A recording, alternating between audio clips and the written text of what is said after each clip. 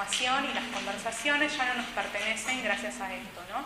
No gracias a tu micrófono, pero sí gracias a hacer extenso algo, ¿no? Alargarlo a la red, ¿no? Bien. Bueno, primero me voy a presentar. Mi nombre es Amada Sánchez Andía, yo soy médica. Mi alma mater es la UBA, ¿sí? Me recibí en la UBA. Soy médica de terapia intensiva, tengo la especialidad de terapia intensiva y trabajo en unidades cerradas en Ciudad de Buenos Aires, en el Hospital Argerich, básicamente, en la terapia intensiva del Hospital Argerich y después en la terapia intensiva del Hospital Udaondo y en otras terapias intensivas que me han acogido como la del Álvarez y la del Roca, ¿sí? La unidad de cuidados intermedios del Roca.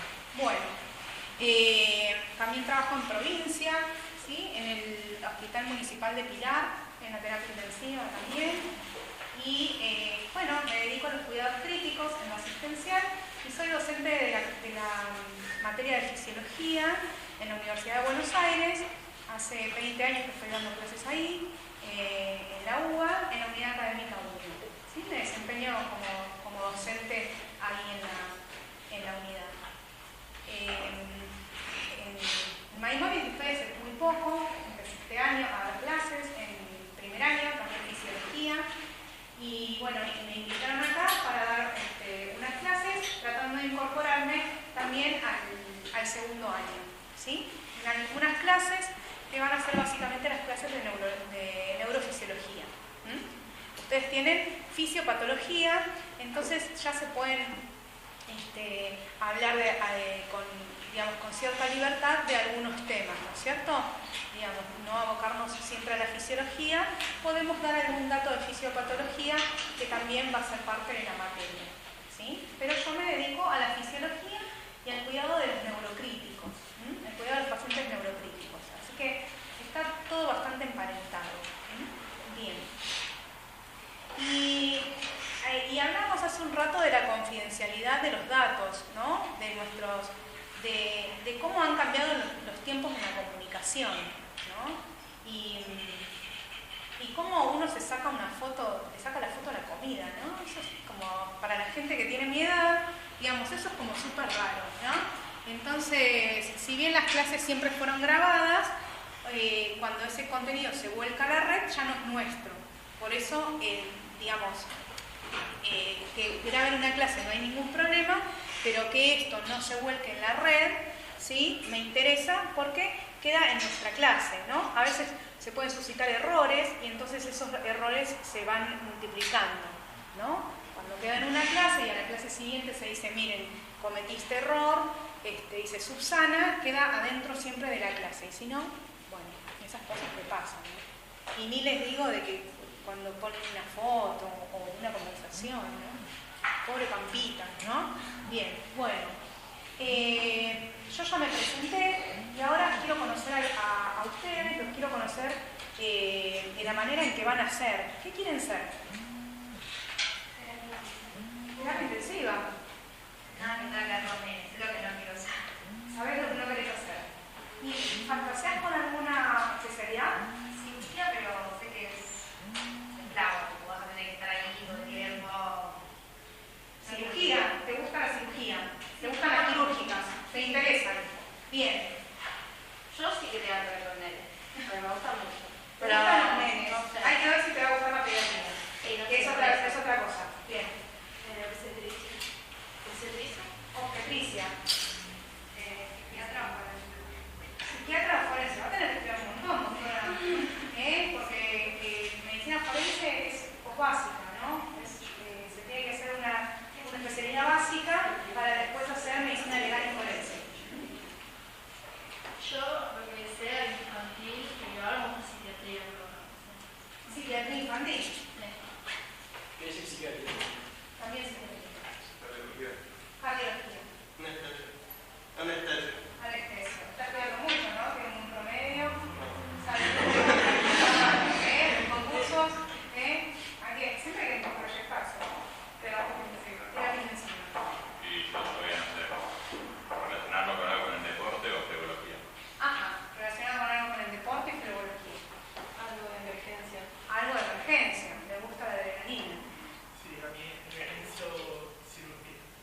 emergencia, cirugía. Puede ser cirugía de trauma. Sí. Sí. Yo no, o sea, tiraría por psiquiatría, Psiquiatría. pero no sabía. Emergencia, cirugía, cirugía de trauma. No, ni idea. Solo sé que es pediatría. ¿Y qué fantasea? Porque acá no se está firmando un contrato. No, ya sé, pero no sé. No sabe por qué está acá. No, sí, o sea, me gusta medicina, pero no sé todavía qué especialidad. Ajá, qué raro. Bueno, Empecé por dermatología, pero... bien, ¿y ahora cuál es su fantasía en este momento? No, no sé.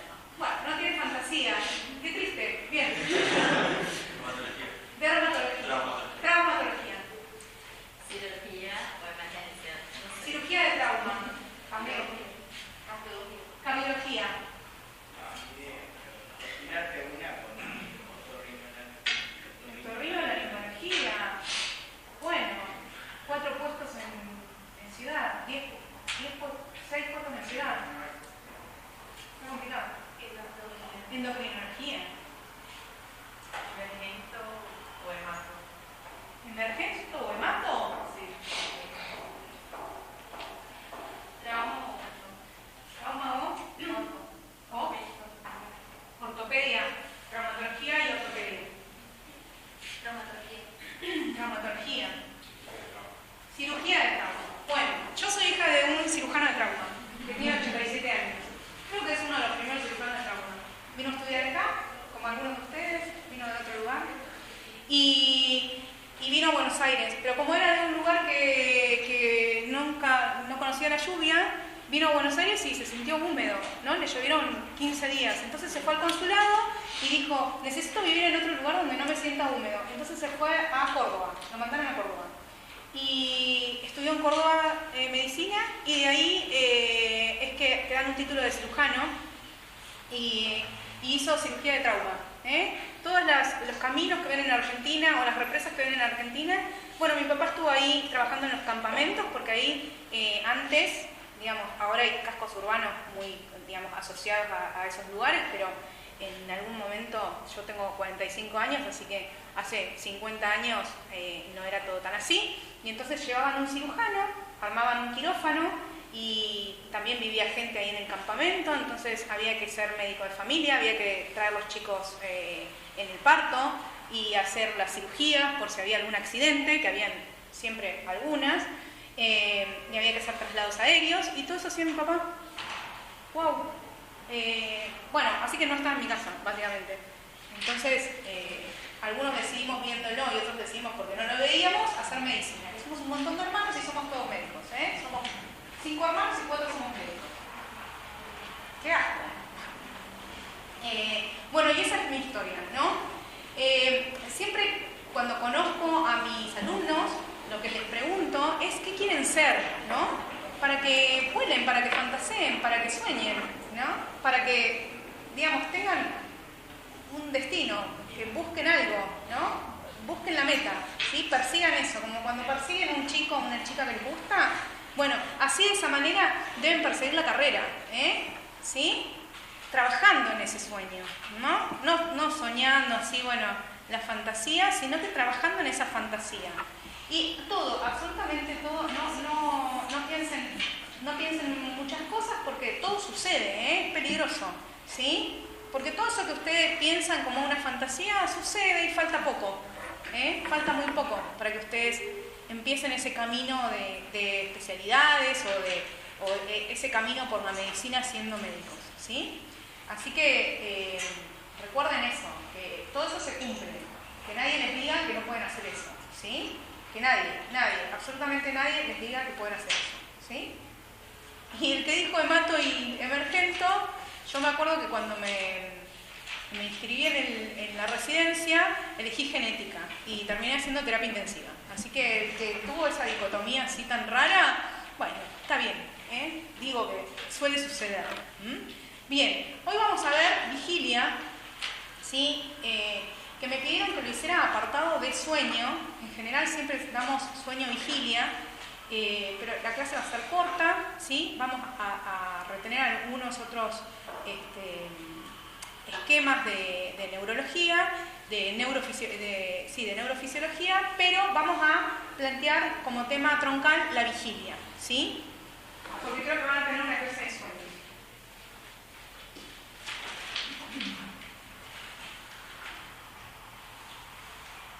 Bueno. Primero, ustedes ya cursaron anatomía, ¿no es cierto? Y están cursando porque tienen una currícula bastante particular,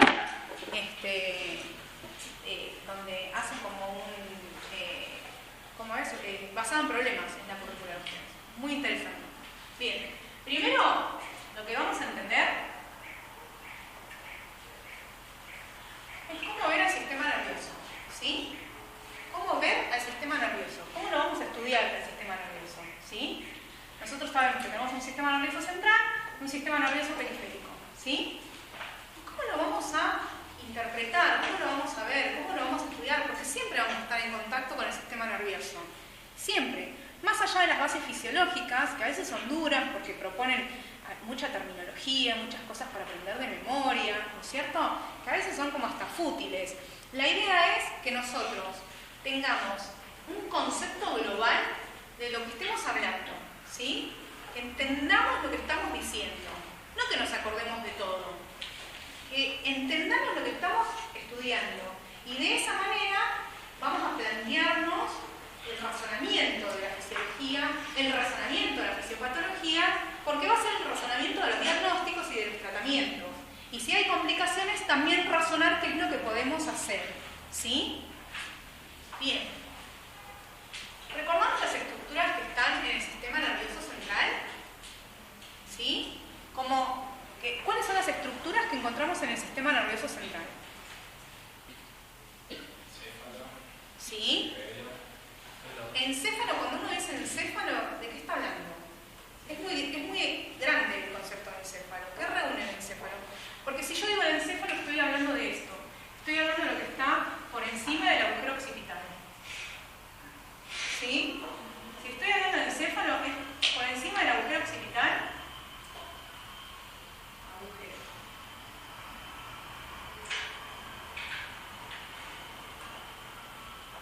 Hablo de encéfalo, lo que los americanos llaman brain, ¿sí? El brain, el encéfalo. Pero en el encéfalo, ¿cómo es tu nombre? Agustín. Agustín está hablando del sistema nervioso central, ¿sí? Y cuando hablo del sistema nervioso central, puedo nombrar muchísimas estructuras del sistema nervioso central. Puedo decirle también encéfalo, ¿sí? Porque cuando nosotros hacemos una imagen, ¿sí? de toda la estructura central, hablamos de una imagen de encéfalo. Y bueno, ¿y qué tiene ese encéfalo? ¿Qué contiene?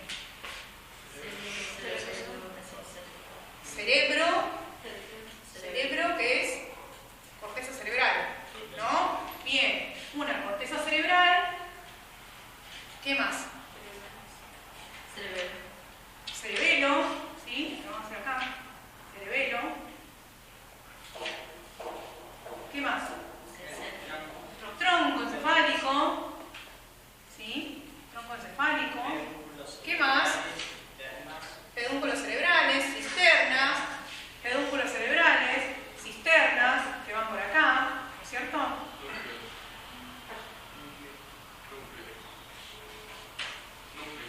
Núcleos. ¿Qué son los núcleos? Bueno, cambios de la base. Por ejemplo, ¿qué son los núcleos? Cuando hablamos de núcleos. Sustancia gris. ¿Y qué es la sustancia gris? Son los... Exacto, son los cuerpos neuronales, ¿sí? ¿Sí? Es un conjunto de esto, ¿sí? Cuando hablo de núcleos, de ahora en más, voy a estar hablando de un montón de estos puntos. Cuando hablo de fibras, cuando hablo de conexiones, voy a estar hablando de todo este cableado, ¿sí? ¿Sí? ¿Se entiende? Bien. Núcleos. Núcleos tengo en el tronco cerebral.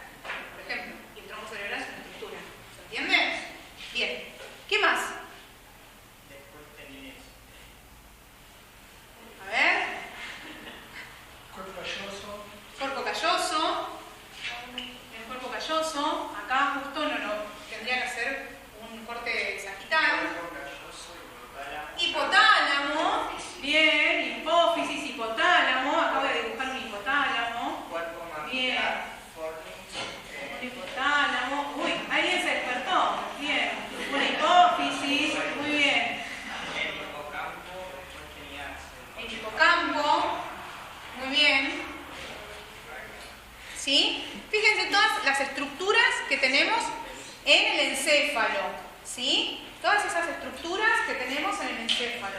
Hay que recordarlas, sirven para algo, sirven para algo. Bien, entonces vamos a hacer una salvedad con los planos del encéfalo, ¿sí? Con los planos del encéfalo, porque de ahora en más, ustedes ya vieron igual anatomía y fisiología, pero esto es como un colectivo que arranca, ¿no es cierto? Entonces estemos todos en la parada para cuando empecemos a hablar, de ahora, porque después se va a complicar la clase, se va a ir complicando, ¿sí? Entendamos todos de qué estamos hablando y dónde lo estamos localizando, ¿sí? Para eso entendemos que hay planos, ¿no? Que hay planos, como planos corporales, también lo podemos, al cerebro lo podemos colocar en planos, ¿sí? Igualmente, no era que yo tenía entendido que cuando, por ejemplo, vos querías medir los planos a nivel cerebral, como que había como un cambio con respecto al nivel de los planos. O sea, cuando, por ejemplo, querés medir internamente, porque tenía entendido que había como, por ejemplo, creo que uno se llamaba el eje del encéfalo después mediano. Entonces cambiaba eso. ¿Cómo lo que...? No, hablamos por Que cuando querías medir los planos, sí. no me acuerdo cómo era, creo que era, por ejemplo, a nivel de los encéfalos, o sea, a nivel del cerebro, como que cambiaba, digamos, con respecto a los planos. Ahora vamos a ver que las direcciones son distintas. Claro, eso. Sí, ahora lo vamos a ver todo. Bien, primero, los planos en realidad se van a asemejar a lo que vemos en la anatomía, digamos, corporal total, ¿no es cierto? Por ejemplo, este plano, este plano, el plano coronal, ¿lo entienden? ¿El plano coronal? ¿Sí, no? Es una pregunta, ¿lo entienden? Sí. Ah, por eso, digo, una pregunta tiene una respuesta a veces cerrada, que sí, a veces no, y entonces como ustedes son estudiantes y son abiertos a la clase y pueden interaccionar con la clase, a veces pueden decir que no, porque no lo entienden, a veces pueden decir que sí, porque lo entendían, y a veces pueden decir, me lo repite otra vez, ¿sí? Y así se conforma una clase, ¿sí? Porque si no es una charla yo no doy, yo doy una clase, ¿sí? Bien, entonces, el plano coronal, gente, es, imagínense, una torta de cumpleaños. Una torta. ¿Cómo cortan una torta? Como un bolo, ¿no? Para los brasileros. Un bolo de aniversario. Ah? Nossa, eu também falo bem. Eu falo pra caramba. Eu tenho seu sotaque para falar, então eu posso dar aula em português também. Bien. Bueno. Cerebro, brain, plasticidad, ¿Cómo que aprendió así a hablar portugués? Encima, media negra, ¿viste? Ya sabe por brasilera. Bien, bueno. ¿Cómo pueden cortar una torta? ¿Cómo se corta una torta? Un plano coronal de la torta, ¿cómo sería? Como cortan ahora las tortas. ¿Vieron que ahora los pasteles en Instagram dicen, te cortamos la torta? Entonces la cortan así. Pero una pizza, ¿se corta de manera coronal? ¿Cortarían una pizza de manera coronal? ¿Cortan una pizza así? ¿Tiras de pizza? No. De manera coronal, ¿sí? De manera coronal. Ese plano coronal tiene una correlación anatómica. Fíjense cómo se cortó el cerebro en plano coronal ahí. Fíjense. Y fíjense otra cosa. Esto también va a la imagen. Cuando vean esa imagen, que es de un cerebro, es un plano coronal. Y cuando vean un esquema, también puede ser coronal. Porque resulta que nosotros vemos un montón de esquemas y no entendemos los esquemas, porque nos ponen así, nos ponen así. ¡Ay, pero ya me mareaste! O sea, para que lo estás estudiando así y te lo ponen coronal, y ya te quedaste así. Bueno, entonces, ¿entendieron todos el plano coronal? ¿Sí? Bien. El plano coronal es un plano frontal. Me sacan una tajada de acá, ¿sí? Me sacan una tajada de acá. Al cerebro también, ¿sí? Al cerebro también. Bien. ¿Y el plano sagital? ¿Lo ven? ¿Lo ven el plano sagital? El plano sagital es el perfil. El plano sagital es el perfil. ¿Sí? Fíjense, plano sagital. ¿Sí? Plano sagital. ¿Ven las estructuras? ¿Las pueden ver? Ahí. ¿Qué se ve ahí que no se veía acá? Que no habíamos hecho todavía el plano sagital. Se ve todo, ¿no? Se ve el tronco del encéfalo perfecto. ¿Qué más se ve? El cerebelo. ¿Qué más se ve? Los ventrículos, el cuerpo calloso. ¿Qué más? El tálamo, el hipotálamo, la hipófisis, ¿sí? Bien. Y la corteza, obvio. Plano transverso, plano horizontal, plano axial, corte axial. Haceme unos cortes axiales de encéfalo. Le dicen andimágenes, ¿sí? ¿Y andimágenes qué hace? Tiqui, tiqui, tiqui, tiqui, tiqui. ¿Cuándo hacen el corte axial en la torta de cumpleaños? ¿Cuándo hacen el corte axial? ¿Cuándo? Cuando le están poniendo el dulce de leche. Corte axial. Corte axial. Le hago al bolo cuando le estoy poniendo el brigadeiro, ¿sí? Corte axial, Bien. Bien. ¿Sí? Un corte axial. Fíjense, distintos niveles, el mismo corte. ¿Sí? Distintos niveles, el mismo corte. ¿Sí? ¿Alguien había tenido dificultad con esto? ¿No? ¿Nadie se confundió? Son todos neurocríticos. Bueno, ahora me dan la clase ustedes. Paren. Ahora me dan la clase ustedes. Bien. Fíjense que en la columna también podemos hacer lo mismo. ¿Sí? También podemos tener planos sagitales, planos axiales, ¿sí? Planos coronales. Vos habías hablado, ahora vamos a hablar de cómo ver el cerebro, ¿sí? ¿Cómo son las direcciones del cerebro? ¿Tu nombre? Juan Pablo. Juan Pablo. Bien. Bueno, en la columna lo mismo, ¿no? En el sistema nervioso periférico lo mismo. Vamos a tener los mismos planos, ¿sí? Bien.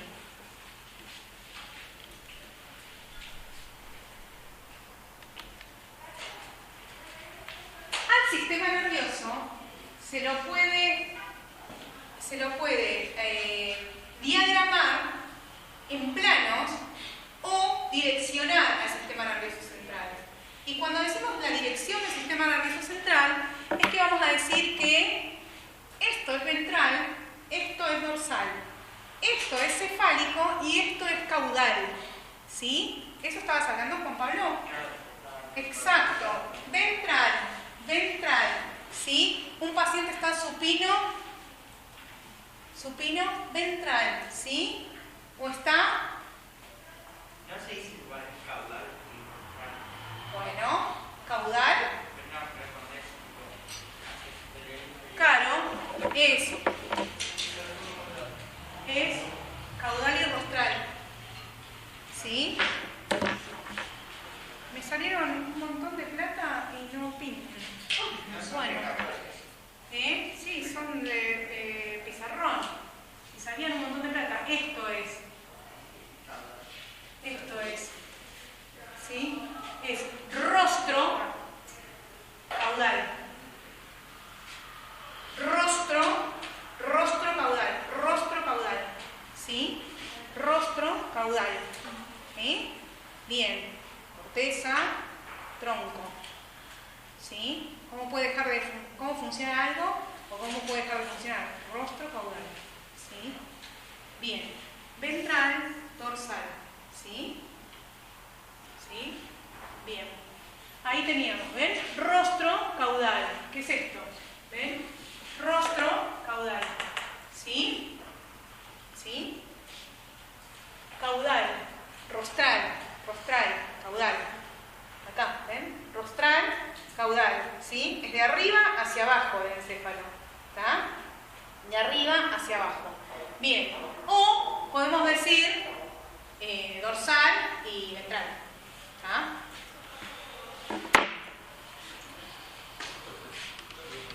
Sí. Hay una dorsal y ventral en el corte.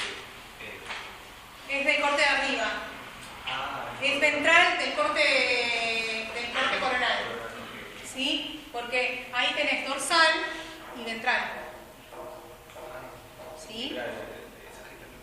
¿Sí? Porque esto es dorsal y ventral. ¿Está? Y esto es rostro, caudal. Por eso quiero que tengan las direcciones, que entiendan las direcciones, porque cuando yo estoy acostada, ¿sí? Esto es ventral y esto es dorsal. ¿Se entiende? Claro. ¿Sí? Pero si estoy en un plano horizontal, yo voy a tener algo ventral, ¿sí? Ventral y dorsal. Ahora, si estoy en supino, voy a tener rostro caudal, la dirección. ¿Se entiende, Juan Pablo? Juan Pablo, ¿no? ¿O Pablo? Bien, ¿sí? ¿Sí? Mazo.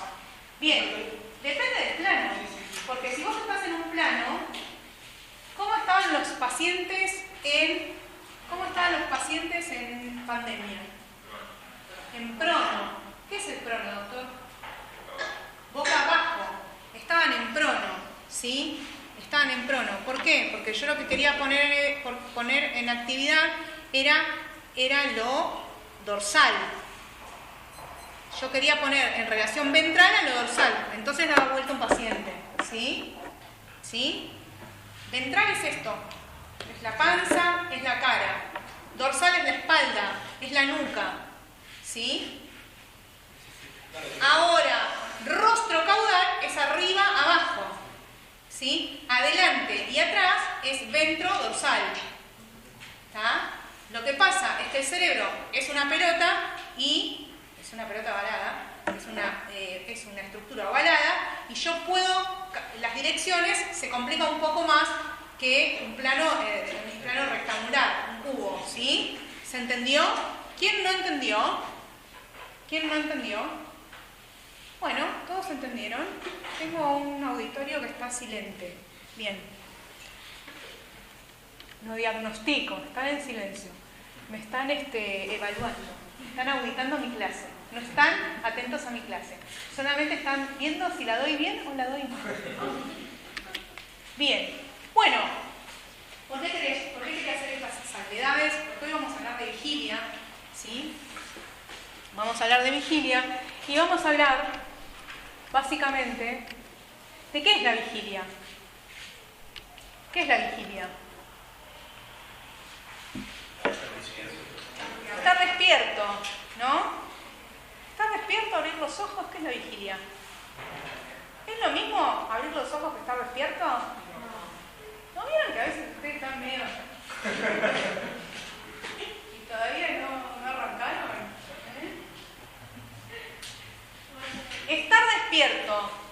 Estar despierto y abrir los ojos, ¿es lo mismo? ¿Qué es la vigilia? A ver, ¿qué se les ocurre?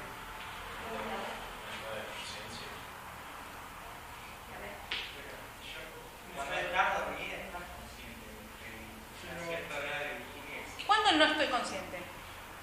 O sea, ¿cuándo hay estado de conciencia y cuándo no hay estado de conciencia? Un on-off. Estoy inconsciente. ¿Por qué? Si tenés hipoglucemia muy baja. ¿Juan Pablo o Pablo? Juan Pablo. Si tenés hipoglucemias muy bajas, los GLUT1 que están en las neuronas, ¿captaron glucosa? No. ¿Las neuronas producen ATP? No. Si no producen ATP, si no tienen nafta las neuronas, ¿qué le pasó a esas neuronas?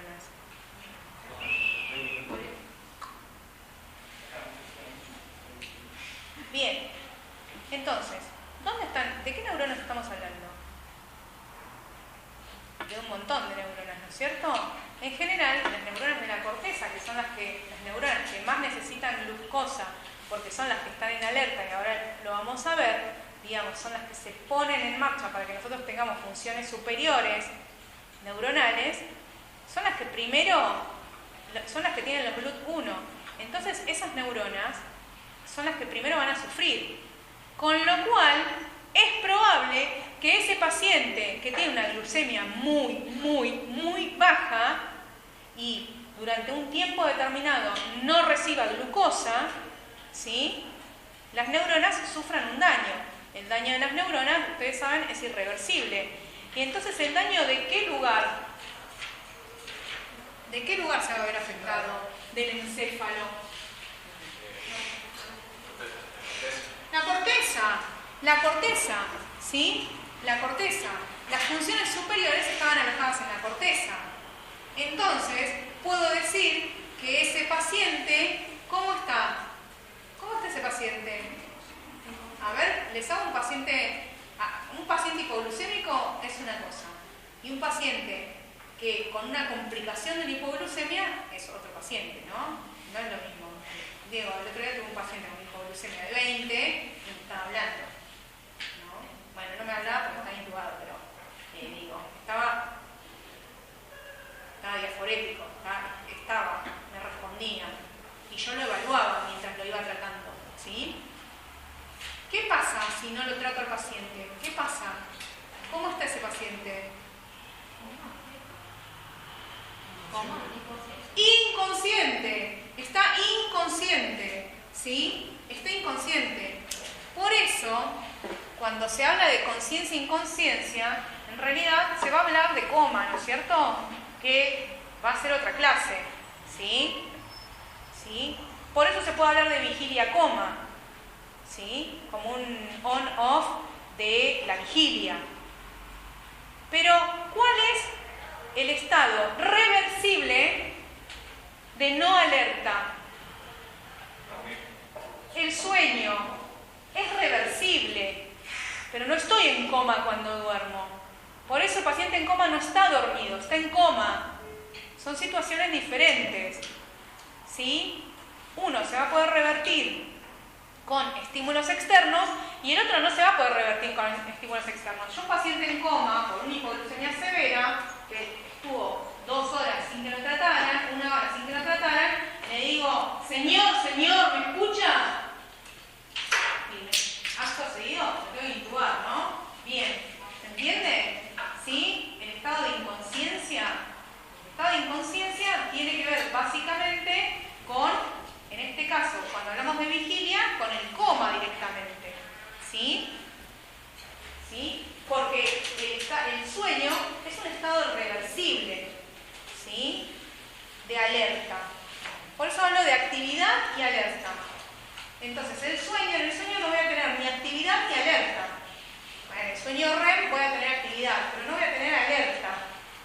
De hecho, sueño REM voy a estar bloqueado. ¿Vieron que ustedes sueñan que no pueden correr? Esa sensación es porque están bloqueados. Porque si no estarían así, o sea, sería una locura.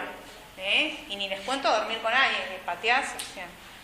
¿Sí? Entonces, cuando hablamos de estado de alerta, vamos a hablar de actividad cognitiva, estado de alerta y actividad cognitiva, ¿sí? Donde se caracteriza porque percibo, tengo conocimiento permanente de uno mismo y del entorno, ¿sí? Si yo estoy durmiendo, me pueden venir a patear la cabeza, o si está durmiendo una gacela, puede venir el león y se la morfa, ¿sí? ¿Sí? Si está despierta, ve que viene el león y sale corriendo. Está en estado de alerta, ¿sí? ¿Se entiende? Me dice no. Se está comiendo la uña nada más. Bueno, está bien. Bien, entonces, el estado de vigilia está caracterizado por la alerta y la actividad cognitiva, siempre entendiendo el entorno. ¿Qué sucede acá? Acá hay una disquisición, porque puedo tener apertura ocular y no tener todo esto, ¿sí? ¿Sí?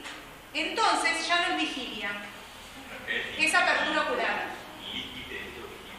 Vigilia, doctor, vigilia. ¿Sí? Vaya al otorrino que es la doctora. Vigilia, allá, se puede atender allá. Alguien dijo otorrino. No, vos dijiste otorrino. Bueno, bien, muy bien. Bueno, otorrino, nunca se me hubiese ocurrido. Como que es como otorrino, ¿viste? Bien. Bueno, entonces, la vigilia no es la apertura ocular espontánea, porque la vigilia tiene capacidad cognitiva, capacidad de alerta, ¿sí? Entonces ustedes escriben paciente vigil confundido, paciente vigil desorientado, paciente vigil orientado, pero un paciente con apertura ocular espontánea no es un paciente vigil, es un paciente con apertura ocular espontánea, ¿se entiende? Porque hay mecanismos que ahora los vamos a ver que proponen que uno esté despierto, ¿sí? No es lo mismo abrir los ojos que estar despierto, ¿sí? ¿Se entiende? La vigilia hay que diferenciarla de la apertura ocular espontánea, ¿tá? De hecho, hay pacientes en estado vegetativo persistente que respetan los ciclos circadianos. Abren los ojos a la mañana, yo tenía un paciente que abría los ojos a la mañana y cerraba los ojos a la noche. ¿Sí? Está en estado vegetativo, lo pueden ver. O que no tengan apertura ocular espontánea, ¿sí? Entonces, la apertura ocular espontánea no es la vigilia, ¿sí?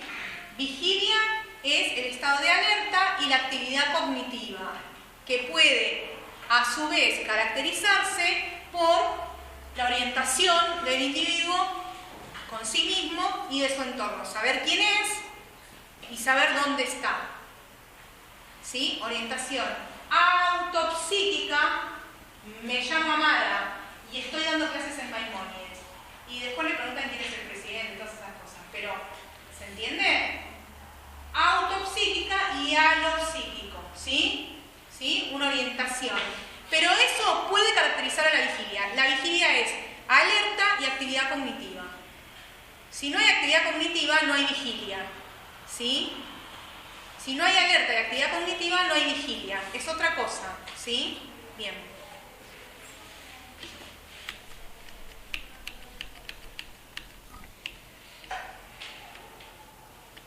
Bueno, para eso entendemos que una parroquial del sueño es que el sueño es activo. Y para que uno se duerma, existe actividad, no es que existe una hipoactividad cerebral, ¿no es cierto? Para tener actividad, para quedarse dormido, el cerebro activa, de manera activa, genera las fases de sueño, ¿sí? Y de manera activa también va a generar la vigilia. O sea, ¿por qué no estamos dormidos 24 horas? Porque existe un sistema que va a generar la vigilia, ¿sí? Existe una sistematización de conexiones neuronales que van a generar la vigilia, ¿sí? Así como el sueño se genera, en un momento se genera la vigilia. Uno está durmiendo y se despierta. ¿Cuándo se despierta uno? ¿Cuándo lo despiertan a uno? Qué feo despertarse a la mañana, ¿no? Qué raro que es despertarse a la mañana, porque uno está... O sea, duermo 5 minutos más. ¿Qué pasa cuando uno se quedó dormido, cabeceó y está fantástico? ¿Vieron que uno está derrotado por el sueño, cabecea y está fantástico? O durmió 5 minutitos en el colectivo, se levantó y ya podía ir a la cursada de fisiopatología. Bien. Sistema reticular ascendente, ¿sí? Bien. Bueno. Entonces, para eso es que existe en nuestro sistema nervioso central núcleos, conexiones que van a generar de los estímulos externos a la corteza, ¿sí? Un mensaje, un estímulo neuroquímico que haga que salgamos de la etapa de sueño.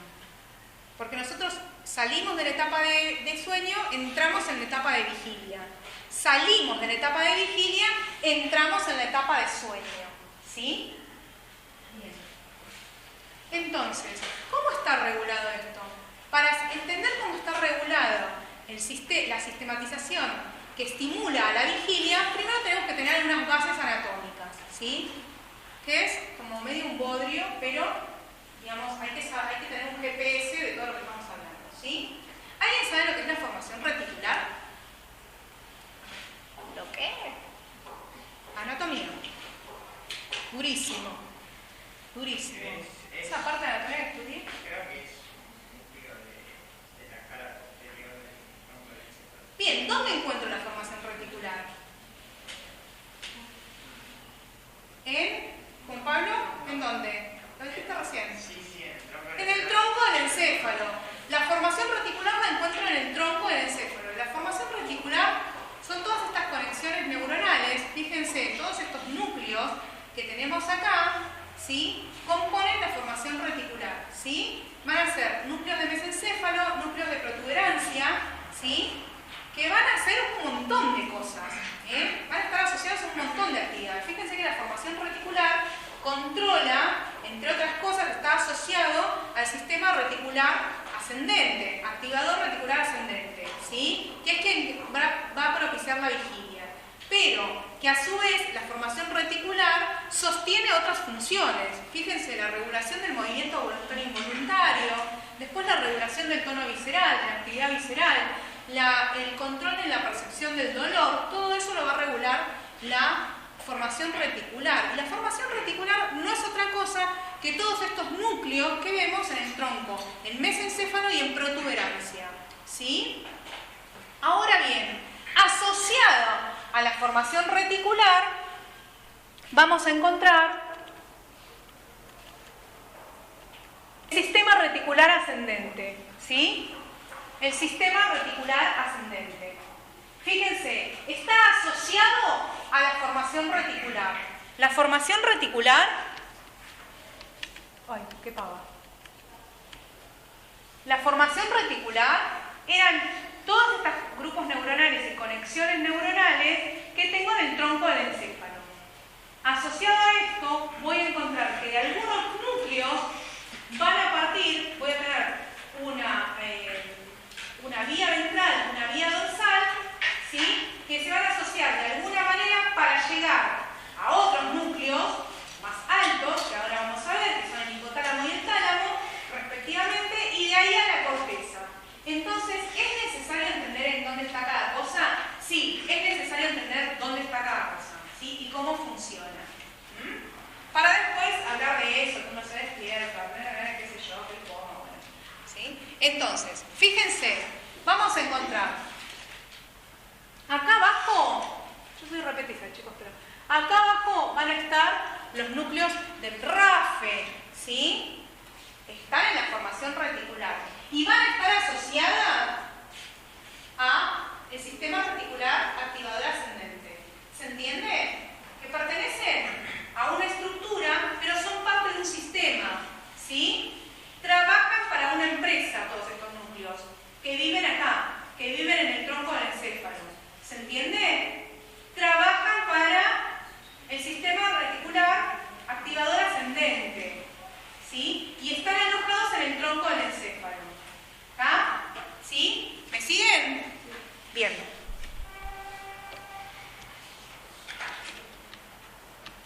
Por eso digo que en el tronco del encéfalo, o sea, que contiene la formación reticular, que son todos estos núcleos, la formación reticular va a estar a cargo de un montón de actividades. Pero yo estoy hablando de vigilia. ¿Se entiende lo que digo? ¿Sí? Tengo que nombrar a la formación reticular porque parte de la formación reticular está asociada al sistema reticular activador ascendente. Pero la formación reticular es algo mucho más amplio que el sistema activador reticular ascendente, ¿sí? Es una formación más compleja, contiene incluso núcleos que hacen otras cosas. ¿Ah? Bien. ¿Están bien? ¿Están aburridísimos? ¿Están compenetrados? ¿Están asustados? ¿Cómo están? ¿Cansados? ¿Cómo se llama usted? Paulo. Bien. Sí, yo también estoy cansada. Yo le cuento un poco de mi vida. Yo el día miércoles entré a mi guardia del Hospital Udaondo, a la terapia intensiva. Las terapias intensivas son lugares cerrados, de pacientes críticos. ¿Ustedes saben en qué se diferencian los pacientes de unidades cerradas a los otros pacientes que están internados en otras unidades? Los pacientes críticos. ¿Cómo? No te entiendo. No. Los pacientes que están en unidades críticos, la diferencia que hay entre los pacientes que están en unidad crítica frente a pacientes que están internados en otras dependencias de la institución, tienen que ver con el riesgo vital. Los pacientes que están en shock room, los pacientes que están en unidad coronaria, los pacientes que están en terapia intensiva se pueden morir en la inmediatez. ¿Sí? Tienen mucho más riesgo alto de morirse en lo inmediato que otro paciente que esté internado en el hospital, por ejemplo en clínica médica o en pediatría. No es lo mismo estar en terapia intensiva pediátrica que estar en pediatría. No es lo mismo estar en neonatología que estar en obstetricia con la mamá en brazos viendo a todas las tías que vienen. ¿Sí? No es lo mismo estar en clínica médica que en terapia intensiva. En terapia intensiva se juegan otros tiempos, hay otras velocidades porque los pacientes cambian de forma regular, de forma horaria. Tenés un paciente a la mañana que está bien, a la tarde está muy mal, o llegó un paciente muy mal y después se puso un poquito mejor y sigue muy grave. Entonces, hasta que no sale de la terapia intensiva, lo que decimos es que ese paciente se puede morir. ¿Sí? Y de hecho, son unidades cerradas, no entran pacientes de la calle. Digamos, derivan pacientes del shock room a la terapia intensiva. Entonces yo estaba en la terapia intensiva y eran las 12 de la noche y me llaman de la guardia, Pablo, el miércoles, a las 12 de la noche. Me llaman de la guardia y me dicen, ¿pueden venir a la guardia que hay un paro? Entonces, fuimos a la guardia, era una paciente de 25 años, estaba sin pulso, entonces ya la habían intubado, alguien en la guardia la había intubado, estaban haciendo los masajes compresivos y yo le puse un acceso venoso. Imagínense a alguien sin pulso, encontrar sangre en alguien sin pulso, ya se empieza a complicar todo, ¿sí? Hay que tener entrenamiento para encontrar un acceso femoral, que es el más rápido. ¿Saben cómo encontrar los accesos? ¿Cuáles son los accesos vasculares centrales? El yugular, la yugular interna, ¿sí? Los accesos pueden ser posterior y anterior. La subclavia, acá encuentro otro acceso venoso central, van directo al corazón. Y después en la femoral, yo encuentro la vena femoral, ¿se acuerdan la mnemotécnica de las bolas van? ¿No? Bien, vena, arteria, nervio.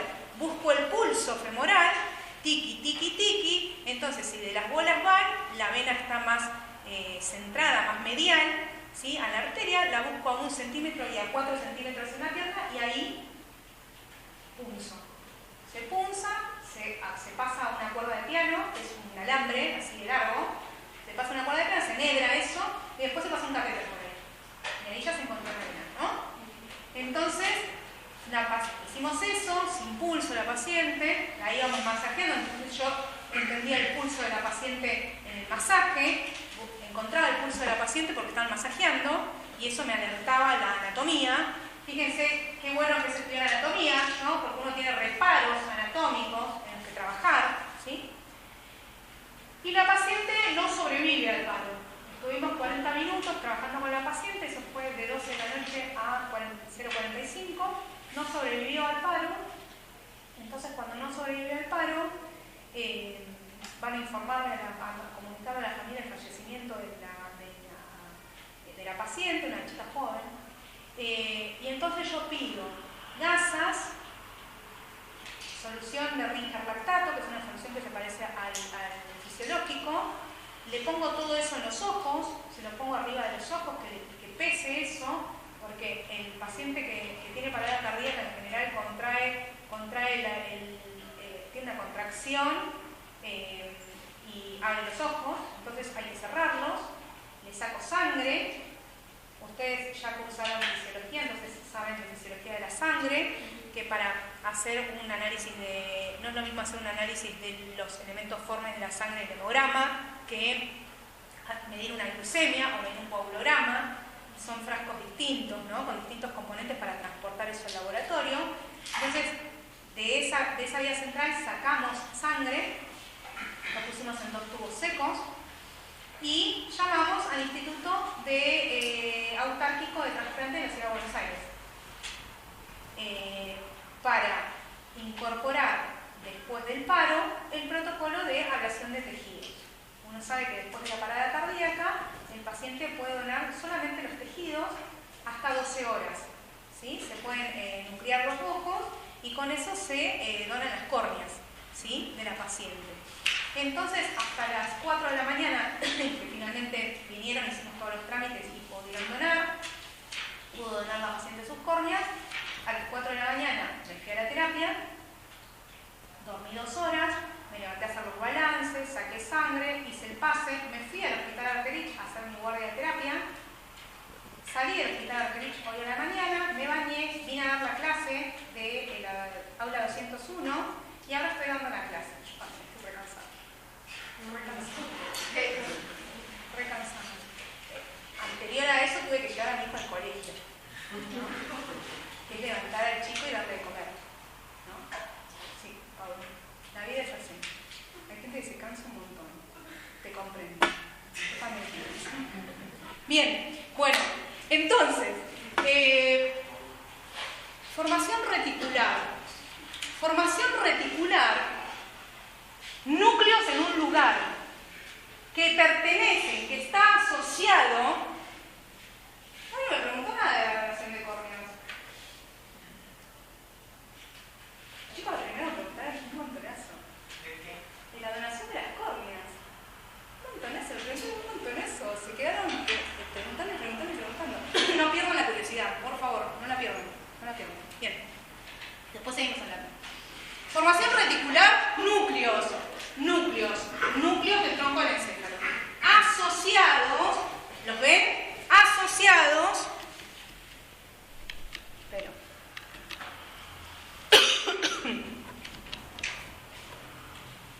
al sistema reticular activador ascendente. Bueno, en español, sistema activador reticular ascendente, o SARA, que son las siglas, ¿sí? Está formado por un conjunto de neuronas que van a enviar las proyecciones a núcleos talámicos. Ya aparece otra estructura, núcleos talámicos, ¿sí? Y que a su vez proyectan a la corteza cerebral. ¿Qué quiere decir? Que el SARA es un complejo, fíjense, donde voy a incluir núcleos de la formación reticular. ¿Van entendiendo? ¿Van captando? Bien. Que a su vez van a conectar el tálamo y la corteza cerebral. ¿Sí? ¿Por qué núcleos de la formación reticular? Porque son vías ascendentes. ¿Sí? Que lo que me van a traer es ¿qué? Estímulos. Van a traer estímulos al hipotálamo y al tálamo, que a su vez va a ir a estimular la corteza cerebral. ¿Para qué? Para abrir los ojitos y decir buen día, señor Sol. Bien, ¿sí? ¿Se entiende? La formación reticular va a tener estímulos ascendentes, ¿sí? De esos núcleos partirán fibras ascendentes al tálamo y al hipotálamo, y del tálamo y el hipotálamo a la corteza cerebral, y la corteza cerebral va a estimularse. Y ahora vamos a ver que la corteza cerebral se va a estimular por 2 vías ascendentes, que pueden ser dorsal y ventral, ¿sí? O que las podemos ver por hipotálamo o talámica, ¿sí?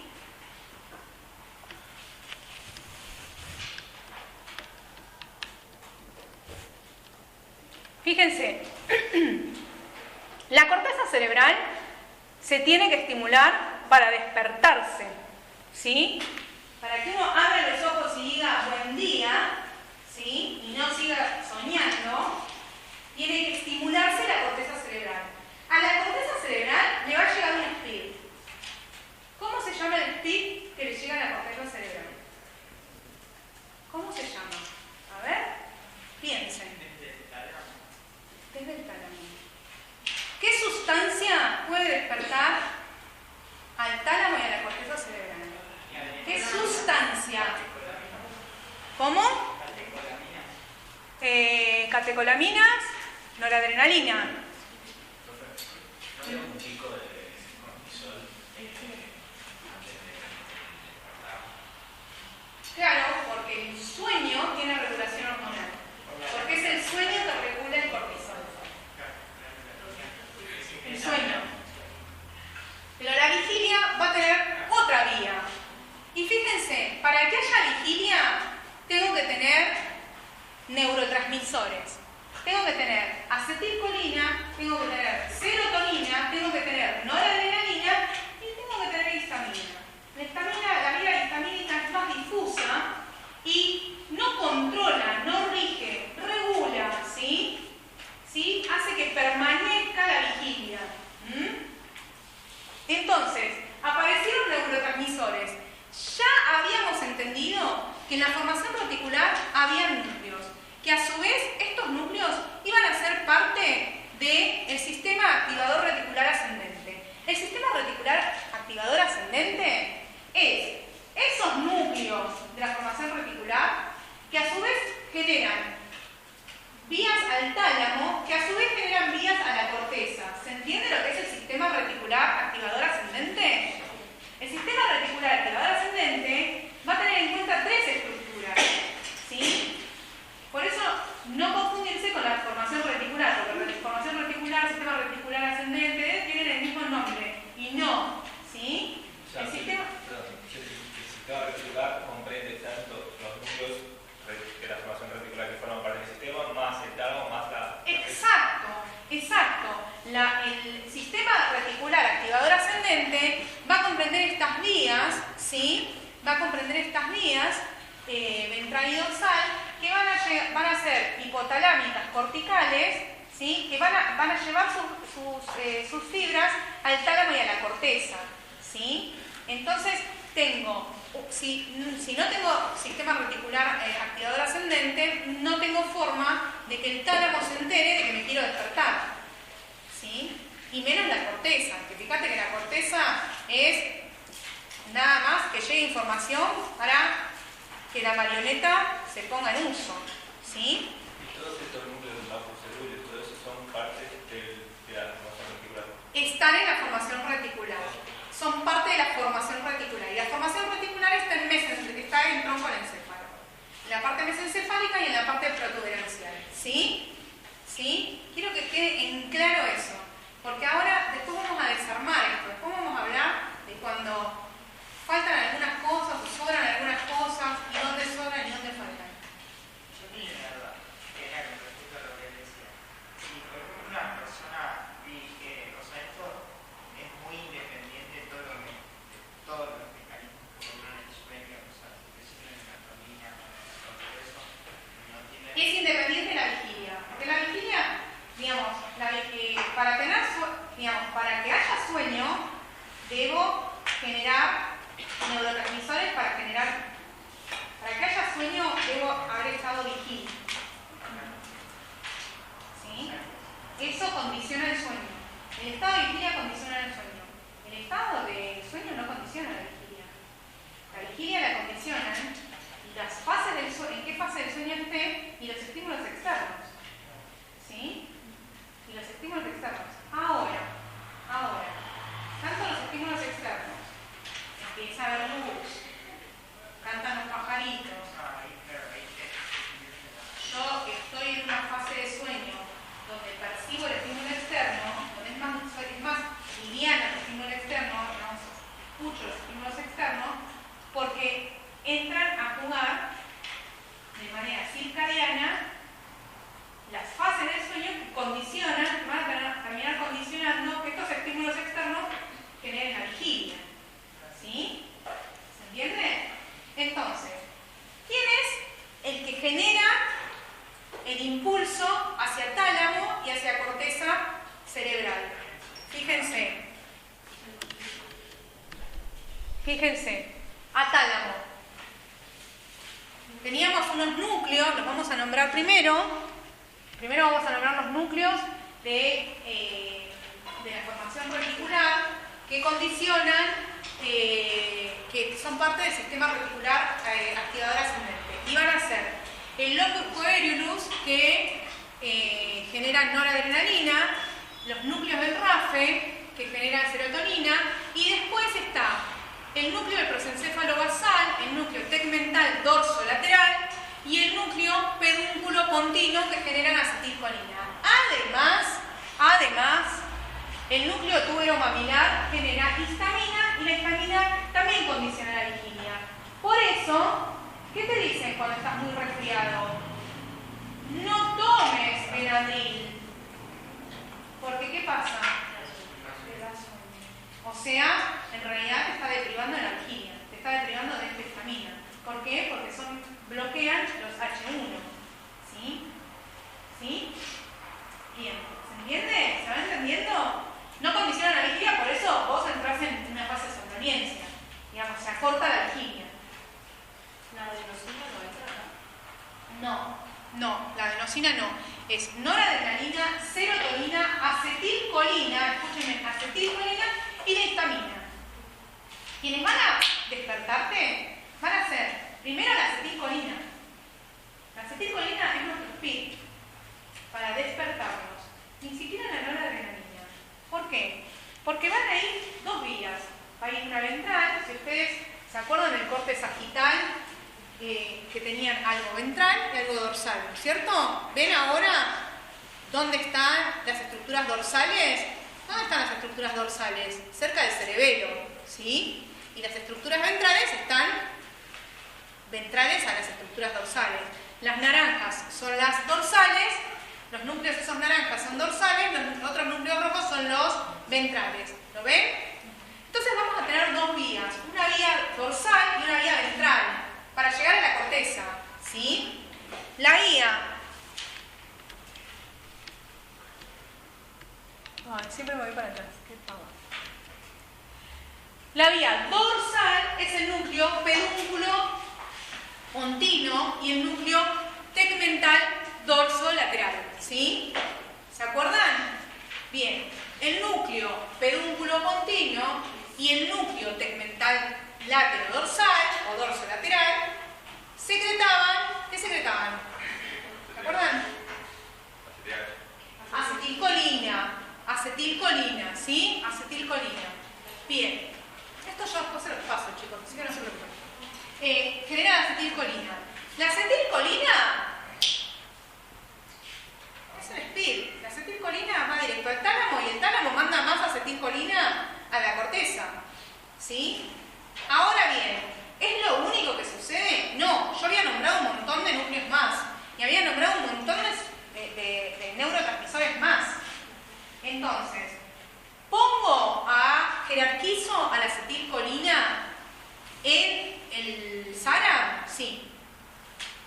Pero a todo esto no va a ser únicamente la acetilcolina la que propicie el despertar, sino que tengo que tener estímulos externos. Los estímulos externos van a venir de la mano, ¿sí?, del hipotálamo lateral. Fíjense, el hipotálamo lateral tiene proyecciones, ¿sí?, generando neuropéptidos, y estas proyecciones del hipotálamo lateral van a tener que ver con eventos externos, ¿sí?, luz, sonido, ¿sí?, van a ser los que reciban toda esa información externa. Porque más allá de algo neuroquímico propio, como es la acetilcolina, yo tengo que tener esa información externa para generar el despertar, ¿sí? Entonces, fíjense, el hipotálamo lateral tiene proyecciones hacia los distintos núcleos que van a conformar el SARA. Bueno, lo que habíamos hablado antes, ¿sí? Ahora bien, en los núcleos del RAFE, el locus coeruleus, todos estos núcleos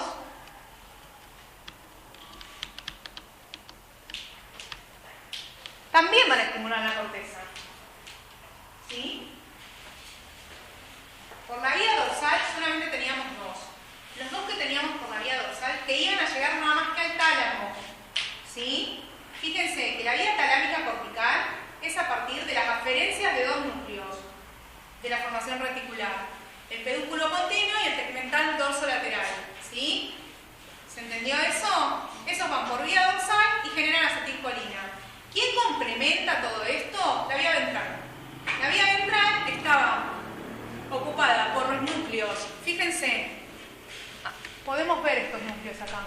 ¿Ven? ¿Ven que hay núcleos dorsolateral, que son esos dos naranjas? ¿Los ven? Esas proyecciones van al tálamo, generando nada más que acetilcolina, ¿sí? Esos dos núcleos que estaban en la formación reticular, que ya hablamos, qué sé yo. Bien, esos dos núcleos que son el pedúnculo continuo y el tegmental dorsolateral, ¿sí? Tienen esos nombres horribles. Esos dos núcleos forman una vía dorsal, ¿sí? La vamos a llamar dorsal porque están en el tronco del encéfalo, están en la parte dorsal y se van a generar las aferencias al tálamo, ¿sí? Con acetilcolina. ¿Bien?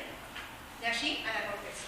Ahora, todo lo nombrado después, todo lo nombrado antes, que eran los núcleos del RAFE, el locus coeruleus, todo eso está ventral a estos dos núcleos, ¿sí? Están ventral a estos dos núcleos. Y no todos generaban acetilcolina.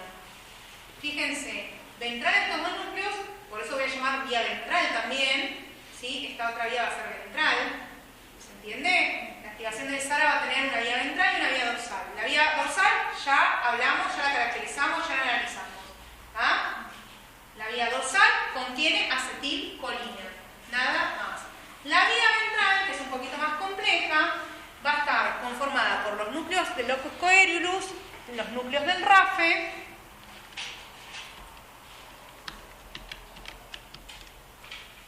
y el núcleo del prosencéfalo basal, ¿sí? Que lo que van a estimular es al hipotálamo lateral, no al tálamo. ¿Se entiende? Y por esta vía van a llegar, también estimulan corteza, ¿sí? El hipotálamo lateral va a redundar en el estímulo del tálamo, ¿sí? Pero estas vías van a estimular al SARA a partir del hipotálamo lateral, que es aquel que recibe todos esos estímulos externos. ¿Vieron que recién habíamos hablado? Recién habíamos hablado de las proyecciones que tiene el hipotálamo lateral, ¿sí? El hipotálamo lateral recibe toda esa información sensorial, ¿sí? Y en la vía ventral se va a... Fíjense, va a tener comunicación con el hipotálamo ventral, ¿sí? Y con la corteza. Directamente al tálamo es el núcleo pedúnculo continuo y el tegmental látero dorsal, ¿sí? Es directo y es la vía dorsal, es directa. El resto, que va a tener noradrenalina, que va a tener serotonina, ¿sí? Y que va a tener histamina, lo que van a hacer es conectarse con el hipotálamo lateral, ¿sí? Bien. Bueno, de esta manera, fíjense que la serotonina, la noradrenalina, la acetilcolina y la histamina van a estar implicadas en el proceso del despertar.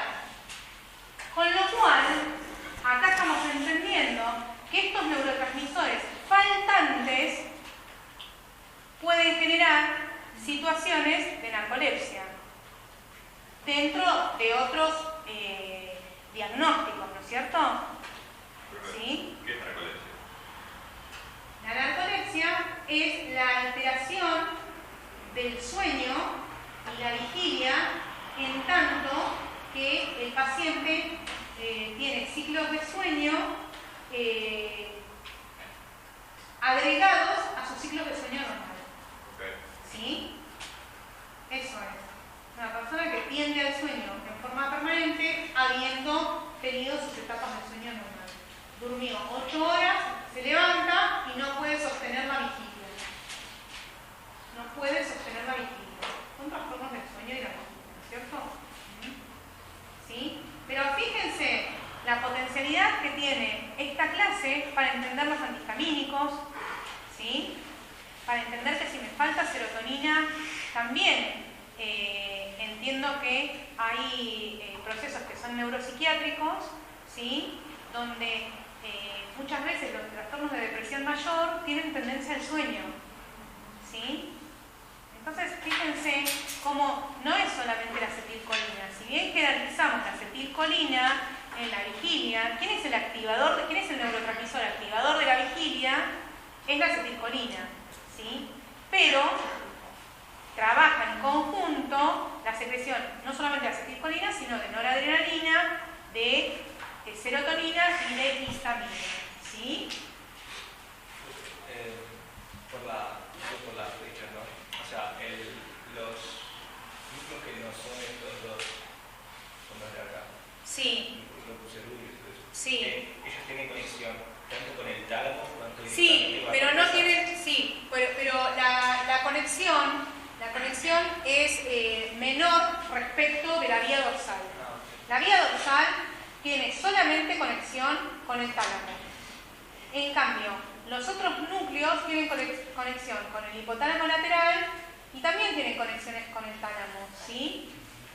Pero no vamos a jerarquizar a la vía ventral como la vía colinérgica, porque es la vía colinérgica el principal estímulo para la vigilia. Eso es lo que quiero jerarquizar. El principal estímulo para la vigilia es la vía colinérgica. Y ¿Sí? otro que te quería preguntar, o sea, dijiste los estímulos, por ejemplo, ruido, la luz, eso incide sobre el hipotálamo lateral. Eso incide sobre el hipotálamo lateral. Okay. Y a su vez el hipotálamo lateral va a comunicarse con estos núcleos, ¿no es cierto? Pero el de la vía dorsal colinérgica puede per se sin estímulos activar. Ese se tiene que activar. Ah, ok. Pero tenés cierta independencia de los estímulos. Ah, ok. ¿Sí? Tenés cierta independencia. Yo tenía una duda por curiosidad. Sí. Los cannabinoides, Los cannabinoides, sí. Sí. viste que ellos como que están La vía colinérgica. inhibe la La vía. vía colinérgica. Por eso entras más allá de que son bien relajantes y que hay otros patrones de ilusión y alucinación, ¿sí? Pero inhibe la vía colinérgica. ¡Wow! Me gusta neurología. ¡Wow! ¿Alguien va a ser neurólogo? Ah, no es nadie. Es horrible la neurología, no sirve para nada. Bueno, hasta acá entendieron el sistema reticular activador ascendente. Digamos, no es difícil de entender, sí es complejo porque hay muchas cosas de neuroanatomía que son muy difíciles de saber más allá de la memoria. O sea, pasado mañana el locus coeruleus se lo recontra acuerdan, pero el pedúnculo continuo jamás. O sea, no sé, ¿sí?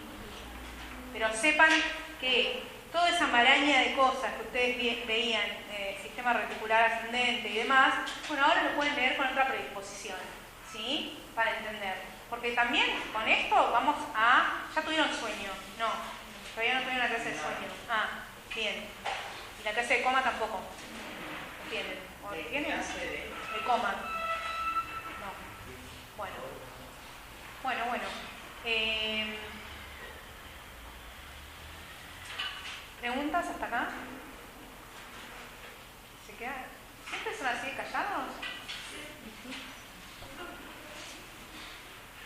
Ustedes no saben lo que son los chicos de primer año de acá. Estoy hablando de los chicos de primer año de acá, no de Cuba. Estoy hablando de los pibes que vi recién. hacer. Tienen que hablar un montón, tienen que participar un montón, tienen que preguntar, tienen que no saber, tienen que reprochar. Mira, tu clase es horrible, no te entiendo nada. Como el audio del TikTok, no te entiendo nada. Bueno, ¿sí? Tienen que ser activos, están estudiando, están entrenándose. Ustedes van a ser médicos, ¿sí?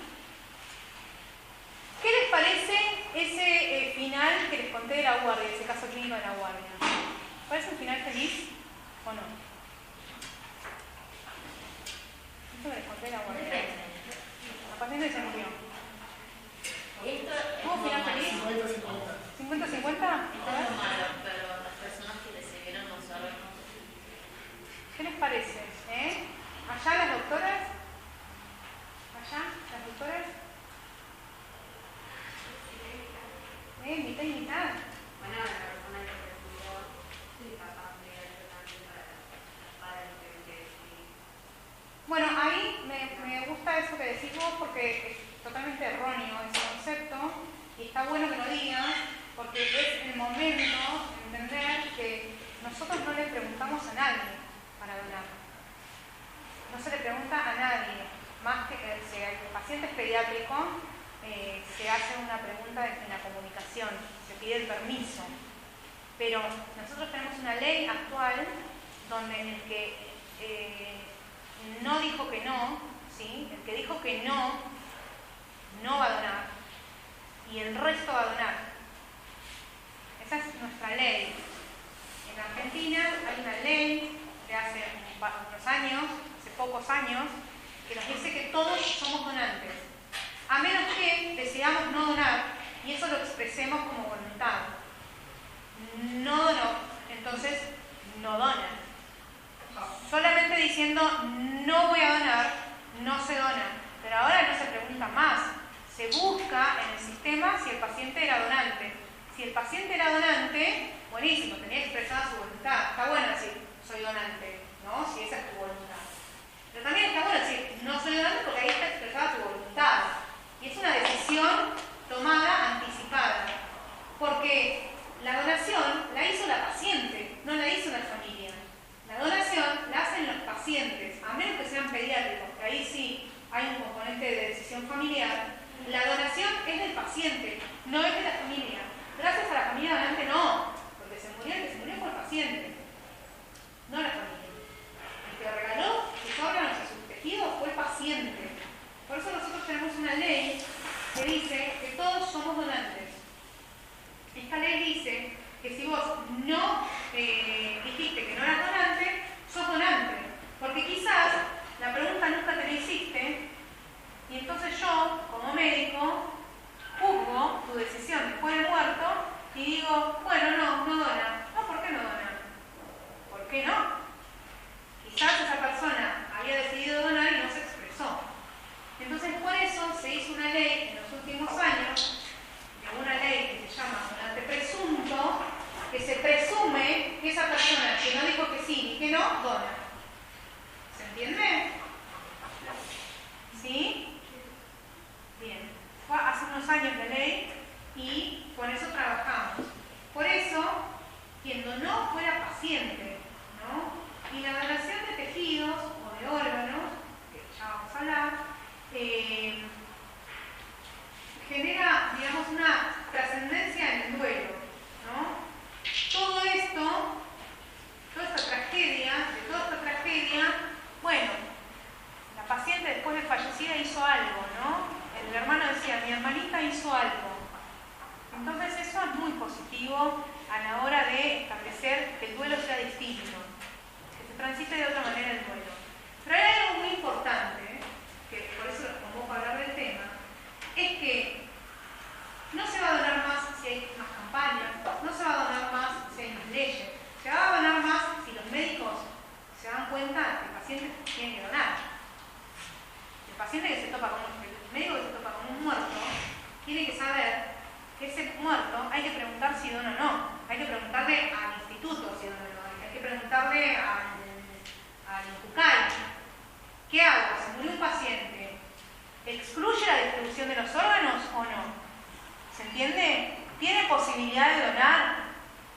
Esa es la pregunta que tenemos que hacer nosotros como médicos.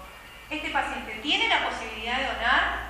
Si tiene la posibilidad de donar, va a donar. Si no tiene la posibilidad de donar, no va a donar, porque dona el que puede y no el que quiere. ¿Sí? Yo puedo tener muchas ganas de donar mis órganos, no me muero, tengo 200 años, la córnea no funciona, ¿entiende? Entonces, con mucha voluntad que uno tenga, digamos, tiene que registrar que eso se distribuya bien o no, ¿sí? Entonces, la idea es que nuestro deber médico no termina con el fallecimiento del paciente. Tenemos que sacar de nuestro vocabulario que ante la muerte no hay nada que hacer. No. Se tiene que hacer un montón de cosas. Y ahí sí termina nuestro acto médico. Pero ¿qué pasa? La donación de órganos y tejidos no está juzgada a la omisión del médico. Si yo no atiendo a un paciente, me llevan preso. Ahora, si yo no hice todo esto con el muerto, nadie me dice nada. Y es un acto médico que achica las listas de espera. Porque ustedes saben que hay listas de espera, ¿no es cierto? Están entendidos de eso, ¿no? Están enterados de que hay listas de espera de órganos y tejidos, ¿no es cierto? Y a veces postean un corazón para fulanito, ¿no? A veces retuitean, hay que conseguirle el corazón a fulanito. Bueno, doctores, ¿saben cómo se consiguen los órganos? Se consiguen mirando al muerto y decidiendo qué vamos a hacer. Así se consiguen. No se consiguen reposteando y no se consigue haciendo campañas, tirando globos al aire. No. Se consigue con la concientización del médico, del equipo de salud. ¿Sí? Nosotros como profesionales de la salud tenemos que tener en cuenta que eso es un acto médico. Y lo tenemos que realizar. Aunque sea a las 4 de la mañana. Decime tu nombre. Paulo. Bien, Paulo. Como dice Paulo, estoy re cansado. Claro, a las 4 de la mañana uno está re cansado. Es más, tenés más ganas de ir a tirarte a dormir y hacer todo ese proceso que nadie está ahí para darte una medalla ni para aplaudirte ni nada. Pero cuando vos tratás un shock séptico, tampoco te dan una medalla.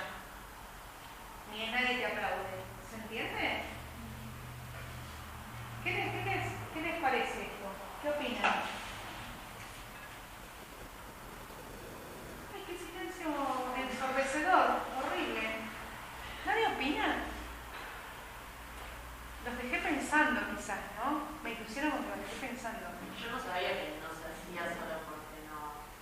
Yo siempre pensé que como que alguien se dejaba hablar así. Sí, empezaba a hablar. No pensé que no lo hacían porque no lo hacían. ¿Por qué hay listas de espera? ¿Por qué pensás que hay listas de espera? No sé, dije, bueno, no hay. ¿Cuánta gente se muere por día? Ah, bueno, perfecto, ¿ves? Yo pensé que no se moría tanta gente, entonces, digamos, ¿no? ¿Cuál es tu nombre? Valeria. ¿Valeria y vos querías ser? No sabías. No sabías. Bueno, procuradora, dice, ahora, neuróloga. Quiero procurar ahora. Bueno, claro, en realidad hay una fantasía entre lo que ustedes piensan de la... Por eso, esto de quiero ser forense, dijo alguien, ¿no? Que es como, bueno, quiero ser Grey's Anatomy, ¿no? Porque menos mal que apareció el forense, porque hacía muchos años que no me estaba apareciendo el forense, ¿no? O el oncólogo infantil, esos son de terror. Pero menos mal que existe la fantasía que tienen ustedes sobre qué es la carrera de medicina, ¿no? Y las 100 preguntas que te gustaría hacer a un médico. ¿Es verdad que... ¿Cuál es la pregunta que te gustaría hacer a un médico? ¿Qué te preguntarías a vos si vos viajas al futuro hoy y volvés? ¿Qué le preguntarías a tu nombre? Rafael. Rafael, viajaste al futuro, volviste. Ahora estás sentado ahí. ¿Qué le preguntas a Rafael? Che, ¿qué hiciste? ¿Qué viste? ¿Qué onda? ¿Quién es presidente, no? ¿Quién va a ser presidente? ¿Qué le preguntarías a un médico? ¿Es verdad que no duermen? Es verdad. No se descansa, sí se duerme, no se descansa. ¿Qué más? ¿Se recibió? Si se recibió, muy importante, viste que el otro día no se recibió un señor, ahí está ejerciendo. Vos te preguntarías a vos mismo si te recibiste. Viajan al futuro todos, ok. Vuelven, ok, viajaron todos al futuro, ok, ¿qué vieron? ¿En cuánto tiempo te recibiste? Le preguntaría yo. Vos a tu yo, ¿qué le preguntarías? Sí, viajaste al futuro, acabas de viajar al futuro y volviste. ¿Qué le preguntarías? Me preguntaría si estoy feliz con lo que Bueno, yo no. No sé. Ayer me dio mucha felicidad hacer eso.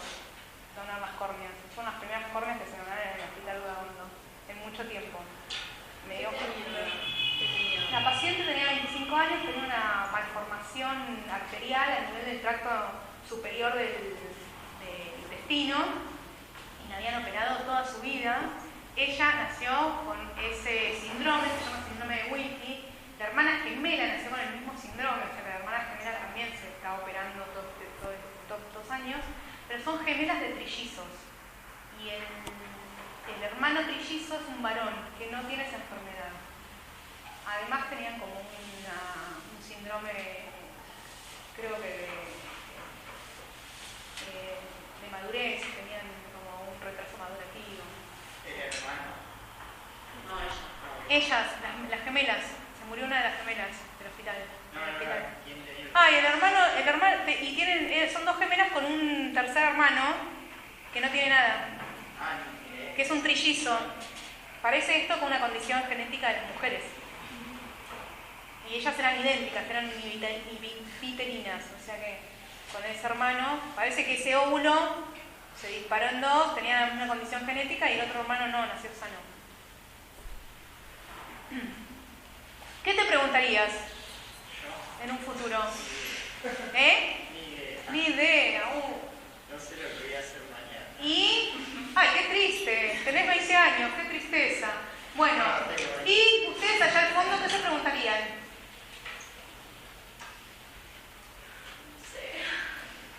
No, creo que se puede construir con el con. No sé, como me imagino ahora.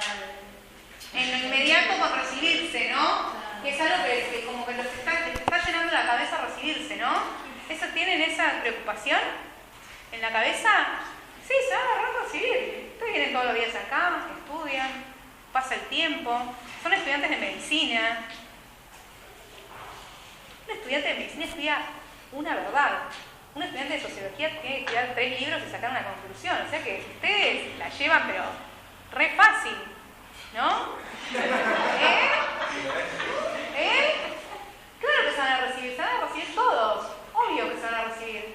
Bueno, sí, pueden seguir pagando las cuotas, sí. Pero, sí, claro que se reciben, claro que se van a recibir todos. Sí, se van a recibir a tiempo, tienen como un sistema donde están muy tutoriados ustedes. Sí, sí, sí. Y si no tuvieran ese miedo, sáquense ese miedo, porque eso es una obviedad, claro que se van a recibir. Lo que tienen que hacer es, digamos, trabajar cómo estudian y disfrutar el estudio. ¿Tienen momentos eureka? ¿Qué es eso? ¿No tienen momentos eureka? Como microorgasmos académicos. ¿No tienen? ¿No tienen? ¡Ah! ¡Era así! ¡Ah! Eso es el momento eureka. ¡Ah! ¿Vieron? Bueno, ahí cuando cayó, esos son momentos eureka. Bueno, les voy a dejar una pregunta para cuando nos volvamos a reunir, no sé, en algún momento, y es si los muertos orinan. ¿Los muertos orinan? Uy, gracias, empezamos por ahí. Ahora sí veo caras. Ahora sí veo caras que quiero saber. Sí orinan, incluso es como igual que los perros. Si fuera un perro, ¿Cómo? Bueno. El año pasó sin mi perro. Sí, se te murió tu perro. No era mío. Lo siento mucho. Bueno, ¿y? Y nada, tipo, el perro estaba muerto, entonces empecé a sentir a orina. Inmediatamente, tu perro, el perro que viste morir, orinó. No Se hizo sabía, pis. no, justo yo era hembra, me fui Sí. a buscar y no estaba bajo el piso. Y como que estaba que la mató el veterinario y pues la sacrificaron. Pero comprimió un segundo la vejiga. externamente comprimieron la vejiga y un poquito. Bueno, ¿quién dice que orinan los muertos? Levante la mano el que dice que sí. Levante la mano el que dice que no. ¿Quién dice que no? Uno solo. ¿Quién dice que sí? ¿El resto? ¿Es sí? No la consigna. Voy a hacerla de nuevo. Sí, o sea, ¿Orinan los muertos? ¿Los muertos orinan? Levante la mano el que dice que sí. Es un sí no. Levante la mano el que dice que no, son todo el resto. No, a ver, voy a decir de nuevo la consigna. ¿Pero muerto cuándo? Bueno, ¿los muertos orinan a 24 horas de estar muertos? ¿Sí? sí, porque relajan todo, o sea, es feliz. O sea, me encharco en el velorio de la abuela. Es que te ponen en el horario algo para un tapón. ¿Un tapón? Es buenísimo. ¿Quién vio un muerto alguna vez? Bien, muy bien. ¿Lo vieron en un evento social, en un velorio? No. En la anatomía. ¿Vieron todo un cuerpo? ¿Vieron un pedacito? Bien. Bueno. ¿Orinan los muertos? ¿Orinan o no orinan? Bueno, yo no pregunté si... Voy a reformular la pregunta. ¿Generan orina los muertos? No. ¿Quién dice que sí? ¿Quién dice que no? ¿No? Levante la mano el que dice que no. Es una trivia, es un juego, es un ejercicio. Levántenla sin miedo. Para que yo vea. No. ¿Quién dice que sí? ¿Generan orina? ¿Generan orina? ¿Cómo se genera la orina? Se filtran. O sea, ¿los riñones de los muertos filtran? Entonces ahora, levante la mano el que dice que sí y levante la mano el que dice que no. ¿Filtran? ¿El riñón de un muerto filtra? ¿El riñón de un muerto filtra, doctora? ¿Quién dice que sí? ¿Quién dice que no? ¿Y allá la doctora ni le interesa? ¿Y allá la doctora se rasca? Bien, dice que no. Bueno, sí, los muertos orinan, los muertos filtran, los muertos generan orina. Bueno, igual lo podemos ver otro día. ¿Cómo? Sí, ¿cómo? Pero los muertos no quedan contraídos. ¿Los muertos no quedan contraídos? Sí, yo pregunté lo mismo. Pregunto. ¿Cómo? La quedó. ¿Cómo filtra? Bueno, ahora sí, estas caras de interés y curiosidad y elaboración de hipótesis, esto es lo que yo necesito para dar una clase. Eso. Tengan esa curiosidad. Y ahora están hasta que me vean, no sé cuándo me van a ver, creo que en noviembre.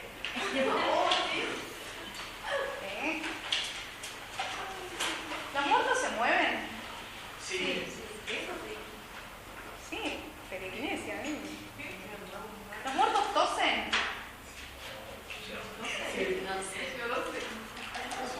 Bueno, nada, estamos armando, a mí me invitaron a dar esta clase de hoy, espero que les haya servido. ¿Les sirvió la clase de hoy? Sí. ¿Qué les cambiarían? Si fueran los coordinadores de la materia, ¿qué le cambiarían a esta clase? ¿Qué le cambiarían? ¿El docente? ¿Qué cambiarían de esta clase? ¿Qué les gustaría? Cuando alguien les dice, toma, poner la llave del auto, ¿qué le cambiarían a la clase? ¿Qué le gustaría, doctor? ¿Lo vi cómodo? ¿Estaba cómodo?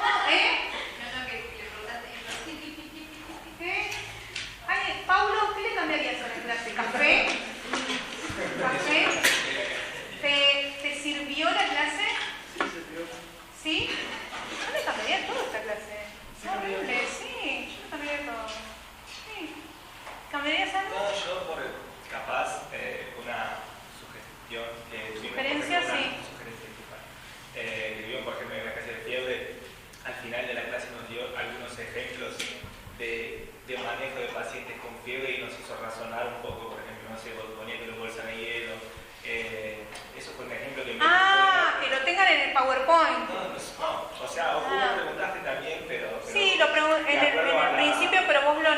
necesitas en el PowerPoint. No, ¿qué necesito? Es que...